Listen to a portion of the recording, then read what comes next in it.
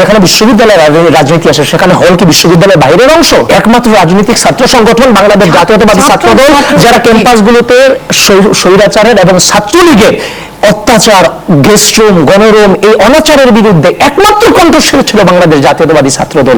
যারা ছাত্র রাজনীতি নিষিদ্ধের আন্দোলনে ছিল তারাই পরবর্তীতে বিভিন্ন যে কমিটিগুলো হয়েছে সেই কমিটির নেতা ছিল। পরবর্তীতে হচ্ছে যে ধরুন এই মব নিয়ে লাস্ট পর্যন্ত বিশ্ববিদ্যালয়ের প্রেসিডেন্ট সেক্রেটারি বিশ্ববিদ্যালয়ের প্রশাসনের কাছে তারা রাতে গিয়ে বিশ্ববিদ্যালয়ের ভিসি প্রক্টরকে বলল যে হলে ছাত্র রাজনীতি থাকতে পারবে না, আপনি এখনই ঘোষণা দেবেন, নিষিদ্ধ করবেন। কেন? ছাত্রদল কমিটি দিয়েছে। আরে ভাই, আমি কমিটি দিয়েছি, আমার রাজনীতি আমার অধিকার, এটা সাংবিধানিক অধিকার, এটা আমার বিশ্ববিদ্যালয় ৭৩ অধ্যাদেশ অনুযায়ী সেটা আমার অধিকার।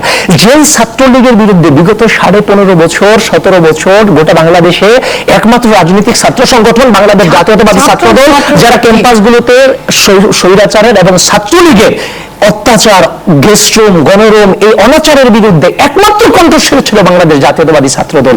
সেই ছাত্রদল কমিটি দেওয়ার পর জেনারেল শিক্ষার্থীদেরকে তোমরা বিভ্রান্ত করার চেষ্টা করো যে এই ছাত্রদলে আবার গেস্টরুম কালচার ফিরিয়ে আনবে। আর ভাই, এই গেস্টরুম কালচারকে ঘৃণা করেই তো বাংলাদেশ জাতীয়তাবাদী ছাত্রদলকে বেছে নিয়েছিলাম। সুতরাং পরিবর্তন যদি করতে হয় সেটা আমাদের দ্বারাই সম্ভব। যারা হলে থেকে আওয়ামী ফ্যাসিবাদের সকল সুযোগ সুবিধা নিয়ে আজকে বলছে যে ছাত্রদল গেস্টরুম, গণরুমকে ফিরাবে, এটা তাদের মধ্যে মানায় না।